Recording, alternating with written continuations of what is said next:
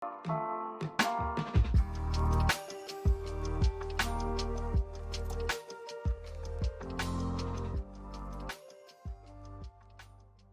pessoal, tudo bem com vocês? Eu sou o Grego e esse daqui é o meu canal. O vídeo de hoje a gente vai dar continuidade para aquela trilha de vídeos sobre introdução à carreira de engenharia de dados, tá? Que tá trazendo bastante conteúdo legal, de graça, para cada vez mais capacitar pessoas a entrar no mercado de trabalho nessa área em específico. O vídeo de hoje ele vai começar o módulo 2, pessoal, que vai trabalhar mais questões de banco de dados, tanto relacionais e não relacionais, assim como a manipulação, busca, gerenciamento desses tipos de bancos de dados. Então a gente vai usar a linguagem SQL ou SQL e a linguagem NoSQL, NoSQL, que opera em bancos de dados relacionais ou não relacionais. Antes de mais nada, se esse é o primeiro vídeo da trilha que você está vendo, eu recomendo você pausar esse vídeo e assistir o módulo 1 inteiro, que tem bastante conteúdo teórico, que vai te dar muito embasamento para conseguir entender com proeza tudo que está acontecendo aqui no módulo 2, tá bom? Então, corre lá, dá uma olhadinha e depois volta aqui, que vai ficar bem mais claro para você as coisas que vão acontecer nesse módulo. Se você é novo aqui no canal, não deixa de se inscrever, deixar seu like, porque isso ajuda bastante o algoritmo do YouTube a divulgar esse conteúdo para mais pessoas que tenham o mesmo interesse que você. E também não deixa de assinar, clicar no sininho prateado que tem aqui no YouTube também para receber notificação de quando tiver vídeo novo aqui no canal. Também não esquece de me seguir nas redes sociais, tá bom, pessoal? Entrar no Discord, no Telegram, me seguir no Instagram, que eu vou estar publicando material auxiliar que vai estar ajudando vocês aí na carreira de engenharia de dados, seja para entrar nela ou se vocês já estão nela. Então, feito tudo isso, vamos para o curso. Bom, como eu falei agora no começo do curso, pessoal, a gente vai falar nessa primeira parte, nesse primeiro vídeo, sobre bancos de dados. Mais especificamente sobre bancos de dados relacionais, tá bom? A gente já vai entender o que essa palavra relacional quer dizer. Então, vamos passar aqui, primeiramente, pelos tópicos que a gente vai abordar no curso, tá? Nesse primeiro vídeo. A gente vai entender o que são bancos de dados relacionais, tá? Num segundo vídeo, a gente vai entender o que são os padrões ACID, que são padrões de integridade, tá? De um banco de dados. E o que é? Vamos dar uma pequena pincelada para entender o que são bancos de dados não relacionais, tá bom? Então, para esse primeiro vídeo, a gente vai falar bem profundamente sobre o que são bancos de dados relacionais. Então, banco de dados relacionais, pessoal, foi um conceito criado por um carinha chamado Edgar Frank Codd, lá em 1970, tá? Se vocês lembrarem do módulo 1, quando eu falo sobre a timeline de engenharia de dados, sobre a timeline de dados no mercado de tecnologia, vocês vão lembrar que é mais ou menos nesse ano que as primeiras iniciativas de banco de dados começam a surgir. Se não um pouco antes, tá? Ou um pouco depois, eu não me recordo agora. Ele lançou um artigo chamado Relational Model of Data for Large Shared Data Bank. O que significa isso? É um modelo relacional para grandes bancos de dados distribuídos, né? Não é a mesma distribuição que a gente trata em engenharia de dados moderna no módulo 1, mas já é alguma coisa ali de compartilhamento, persistência de informações que podem ser utilizadas por um ou mais softwares. E o principal ponto que o Edgar trouxe nesse artigo é um conceito, né? Activities of users at terminals and most application programs should remain unaffected when the internal representation of data is changed. O que significa isso, pessoal? Que a estrutura interna de um banco de dados relacional proposto por Edgar Frank, ela deveria se manter intacta, apesar das interações dos usuários. Ou seja, eu tenho que criar um modelo de banco de dados que expresse relacionamentos entre atributos, entre objetos, né? Isso tem que se manter intacto, independente da interação humana, ou seja, da interação do usuário sobre aquele sistema.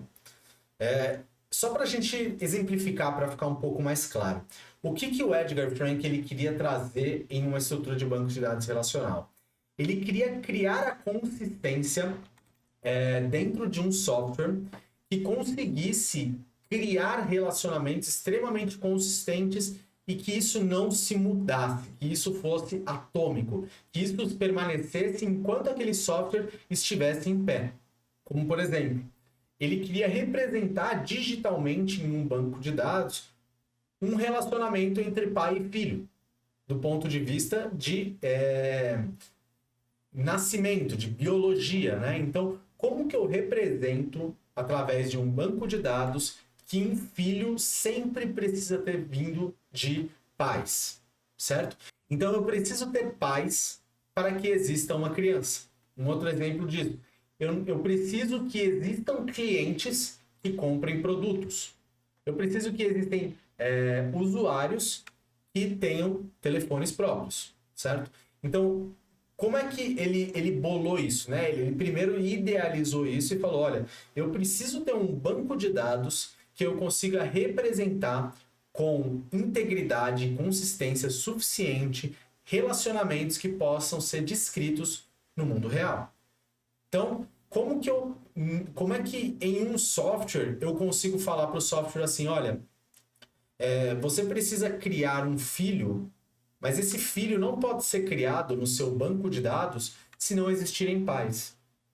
Então, o meu banco de dados relacional, que é isso que está sendo proposto por ele tem que ter essas regras de consistência muito bem estabelecidas.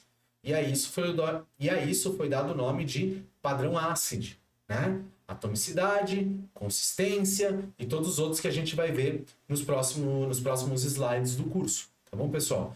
Mas só para trazer isso de um ponto de vista matemático, né? Um relacionamento em um banco de dados nada mais é do que a declaração de uma função relação, que pode ser descrita como eu estou mostrando aqui. Então, a função relação recebe diversos atributos que têm uma relação entre si. Então, há um relacionamento entre atributo 1, atributo 2, atributo N e assim por diante. Tá? Onde RL é o relacionamento, é o nome da relação, ou seja, relação parental, pode dizer aqui, que existe dois atributos, pais e filho, certo? E a 1, a 2 e a N são esses atributos que são relacionados entre si.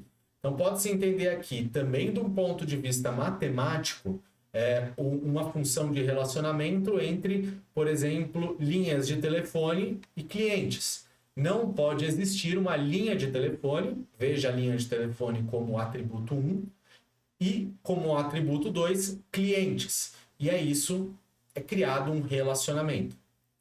Esses relacionamentos, por si só, deveriam ser representados e respeitados dentro de um banco de dados eletrônico, certo? Que é exatamente o que o artigo do Edgar propôs.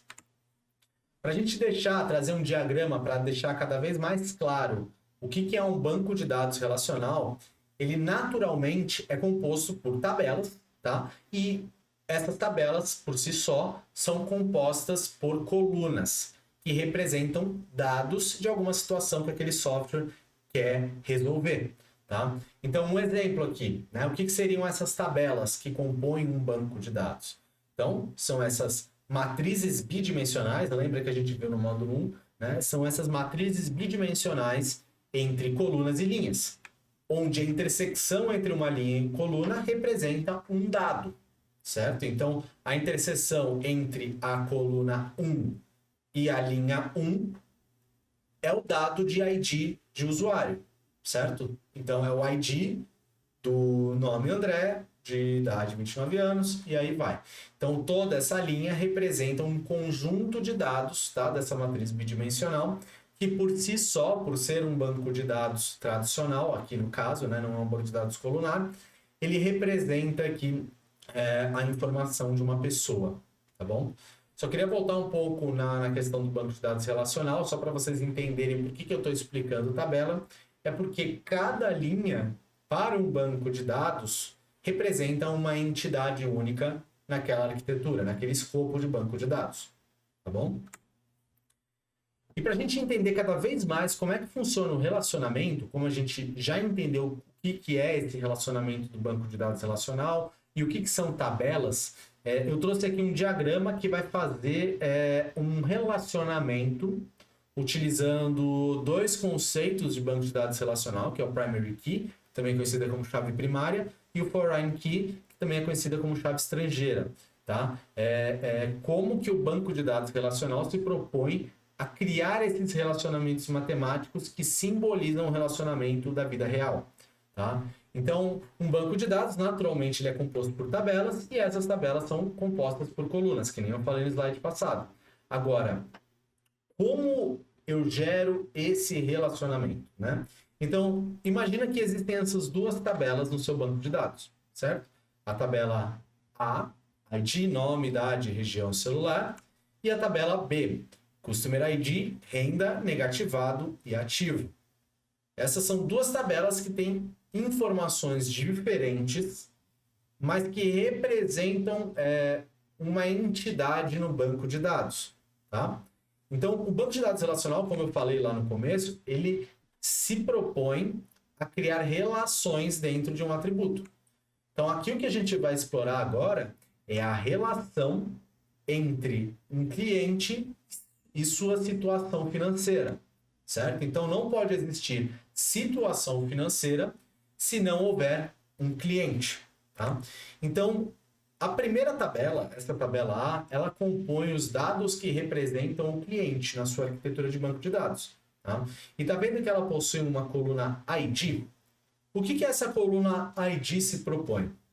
Ela é um identificador único, não nulo, que representa uma entidade no universo do banco de dados que você está modelando. André, o que você quer dizer com não nulo? O que você quer dizer com unicamente? O que eu quero dizer é que esse valor sempre vai existir. Então, valores para a coluna ID sempre irão existir. Eles nunca serão nulos.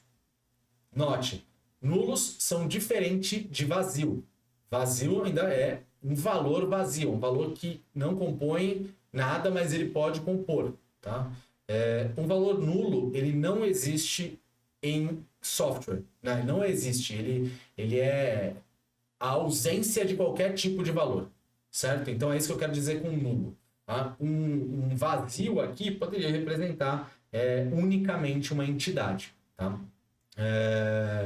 Mas o que eu quero dizer aqui é que ele tem que existir aqui uma alocação de informação que representa que essa coluna compõe valores únicos, tá bom? Galera, se ficou com alguma dúvida sobre essa questão, comenta aqui embaixo que eu vou responder qualquer tipo de dúvida para ficar ainda mais claro o conhecimento, tá bom? Então, o que significa a unicidade, né? Em uma tabela, cada ID representa aqui uma pessoa, ou seja, eu não posso ter dois IDs iguais. Eu não posso ter um ID aqui, o ID 1, que representa o André. Eu não posso ter o ID de novo aqui, 1, representando a Priscila. E a gente já vai entender por quê. Tá? O que eu quero que vocês tragam, o que eu quero que vocês entendam dessa tabela, dessa primeira parte do relacionamento, é que o ID 1 representa única e exclusivamente a entidade André com essas informações no banco de dados. Certo?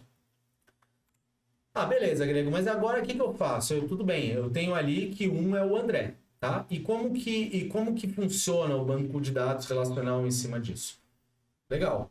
Então, uma vez que eu tenho um valor naquela tabela A que representa única e exclusivamente o André, eu posso propagar aquele valor para outras tabelas para criar uma representação daquela entidade que está na tabela A em outras tabelas. E isso é dado aquela fórmula de relacionamento. Então, o relacionamento situação financeira, ele compõe a coluna ID, que está nessa tabela A aqui, veja isso como a tabela A, certo, pessoal? E o A2 é essa coluna estrangeira que representa a coluna ID da tabela A, só que em uma nova tabela, na tabela B, que por um acaso compõe aqui informações financeiras daquela pessoa. certo? Então, a isso é dado o nome de relacionamento, que nem eu falei aqui. E a esses dois atributos que a gente compôs aqui matematicamente, a gente dá o nome de primary key para o atributo único, certo? O atributo da tabela A é onde é definido quem é a pessoa, né? E onde você define o primary key dele, né? Onde você define a chave primária. Pensa que é como se ele fosse a declaração daquela entidade. E aqui ele passa por algumas regras. E no banco de dados relacional se dá o nome de constraints, né? Então, eu não posso aqui, por exemplo, alimentar uma linha nova sem popular o ID. Eu não posso, por exemplo, colocar aqui um valor texto. A não ser que você defina essa coluna como texto, mas mais comumente é utilizado esse ID, principalmente em bancos de dados relacionais, como números inteiros, né? E eles são autoincrementos, significa que você não precisa inserir eles manualmente. Eles vão se incrementando à medida que você vai inserindo eles, tá bom? E a chave estrangeira, que é uma representação daquela coluna ID, da chave primária da tabela A, em outras N tabelas. E aqui a gente não tem mais alguns constraints, né? Que é, por exemplo, eu posso repetir. Então, imagina que eu tenho aqui mais de uma situação financeira por cliente, né? Então, eu poderia repetir aqui, por exemplo, aqui nessa primeira linha 1, com renda 10, negativado 1, ativo 1, eu poderia ter uma outra situação financeira, né? Imagina que tem uma outra coluna de data aqui, né? Então, a gente tem uma tabela que fala da situação financeira por data, né? Então, eu tenho aqui uma outra situação financeira para aquele cliente. Dessa maneira, eu consigo representar N relações, né? E eu não precisaria, por exemplo, colocar várias colunas numa mesma tabela para representar o que a gente conhece como filetão, né? Como aquela tabelão lá, que é muito utilizado em data houses, em processos analíticos, mas lá eles funcionam bem porque é outra premissa, tá bom? Galera, só para frisar, só para a gente pegar tudo isso que a gente falou e consolidar o conhecimento, tá? Então, bancos de dados relacionais são bancos de dados eletrônicos cujas tabelas que são feitas por colunas que representam dados do mundo real, querem representar entidades de relacionamento do mundo real através de um relacionamento matemático de função, né? De função relacionamento entre A1 e A2 até AN. E aqui, como exemplo, a gente tem a tabela A, que representa clientes, certo? Então, ID 1, nome André, idade 29, região BR, celular, tralalá, tá? Com a tabela de situação financeira, onde a gente tem uma chave estrangeira representando a chave primária na tabela A, certo? Então, a chave estrangeira Customer ID, que representa a chave primária ID na coluna A, e as informações de relacionamento, as informações que a gente terá relacionado nessa entidade, nessa representação de entidade que a gente tem no banco de dados, tá bom? Mais uma vez, qualquer dúvida, podem comentar. Tá? E aqui, por exemplo, eu trouxe a informação se a gente juntasse as duas informações. Faltou aqui a coluna celular, tá bom, pessoal? Mas ignora. Então, eu puxei aqui, né? O cliente 1, ID 1, tem essas informações, mas ele tem mais informações relacionadas nessa tabela B que compõem essa tabelona aqui, né? Então, o ID 1, chave primária lá da tabela de clientes, também nome, idade, região e celular, também da tabela de clientes, foi relacionada com a tabela situação financeira, que é aquela tabela B, e aí compondo novas informações, dando mais informações sobre o relacionamento da pessoa. Então, renda, a informação sobre se ela está negativada ou não, e informação se ela está ativa ou não. Tá? Eu vou fazer só um adendo aqui, pessoal. Caso aquela relação de duas linhas para um mesmo Customer ID tivesse aparecido aqui, como é que ficaria essa tabela? Ela ficaria com duas linhas, tá? Porque nessa tabela, que provavelmente é o resultado de um select, utilizando uma cláusula join, que a gente vai ver nos próximos módulos do curso, ele iria trazer duas linhas aqui. A linha 1, André, 29, BR10, 1, e a outra linha aqui, digamos que essa aqui seja 1, né? O Customer ID seja 1, 20, 00, tá bom? E aí com aquela informação de data para fazer sentido, né? Senão não faria sentido esse relacionamento, essa modelagem, tá? Aqui para a gente deixar um pouquinho mais claro, tá? Por que eu poderia ter entidades e mais linhas repetidas a partir de uma mesma chave primária, né?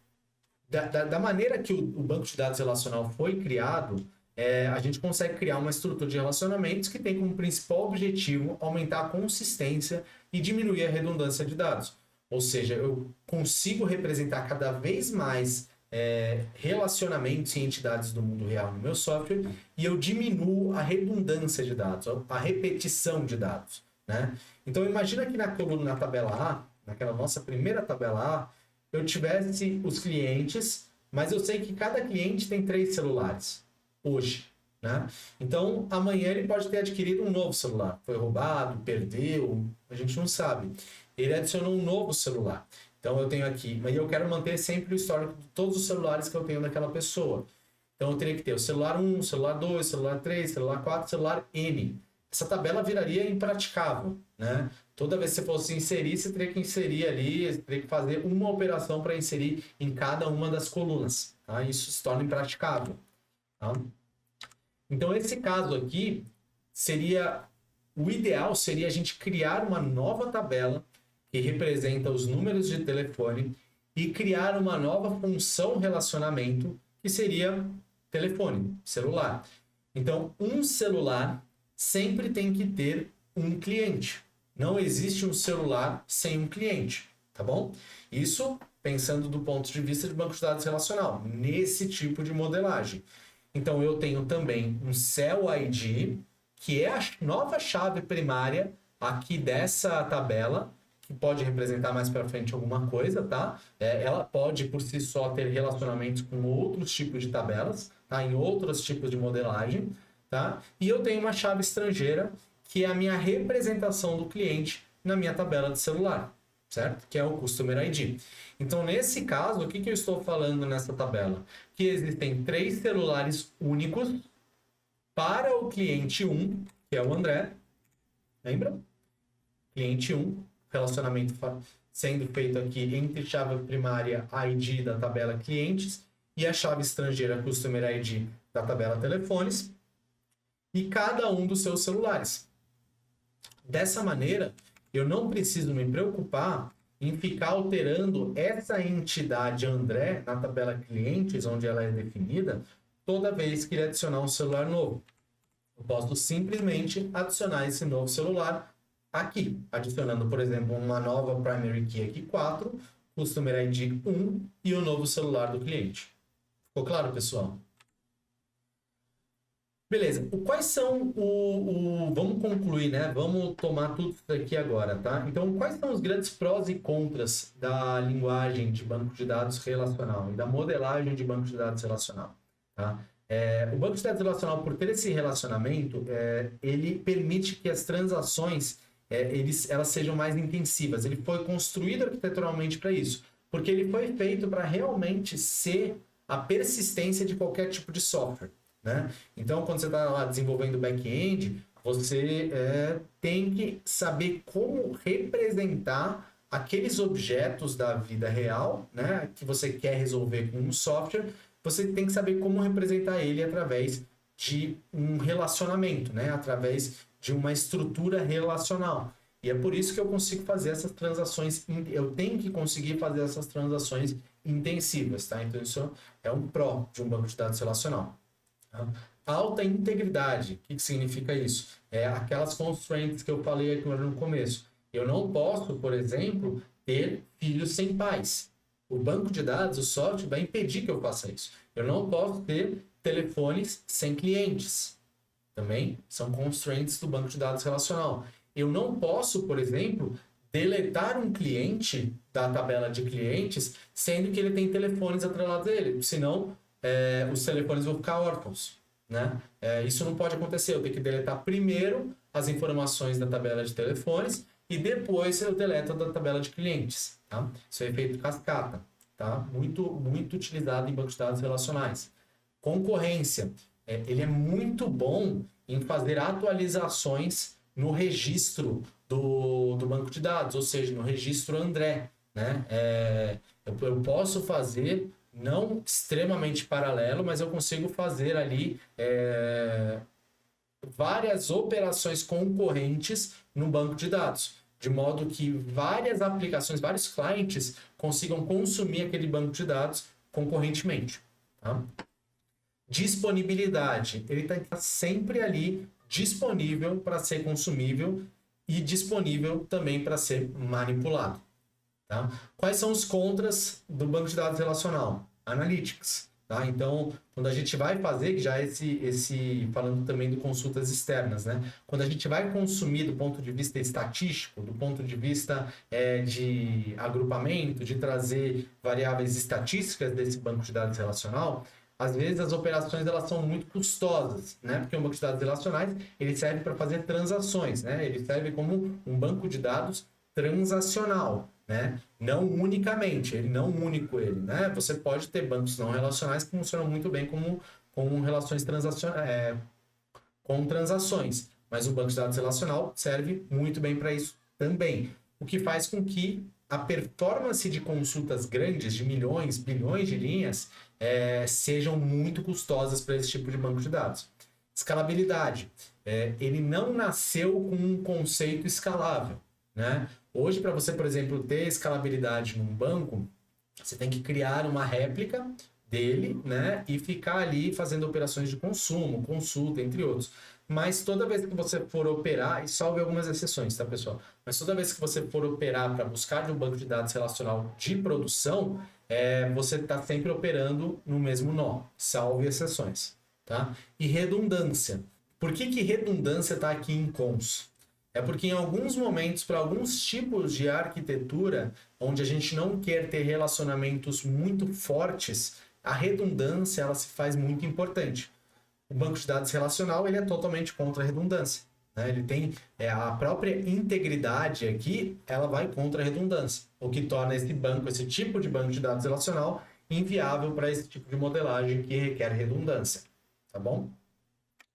Bom, pessoal, é isso, tá? Na próxima aula a gente vai falar sobre padrão ACID e vamos pincelar sobre o que são bancos de dados não relacionais, tá? Mais uma vez, se vocês gostaram, ficaram com alguma dúvida, comenta aqui embaixo, entra no Discord, se quiser falar comigo, eu tô lá no Discord, para se quiser mandar uma mensagem de dúvida, alguma coisa, mas comenta aqui embaixo também, que ajuda também o algoritmo do YouTube a divulgar mais esse conteúdo para outras pessoas, tá? Não deixa de dar um like no vídeo, se você ainda não deu. Se você é novo aqui, não deixa de se inscrever, tá? Que isso é bastante importante aqui para o canal crescer.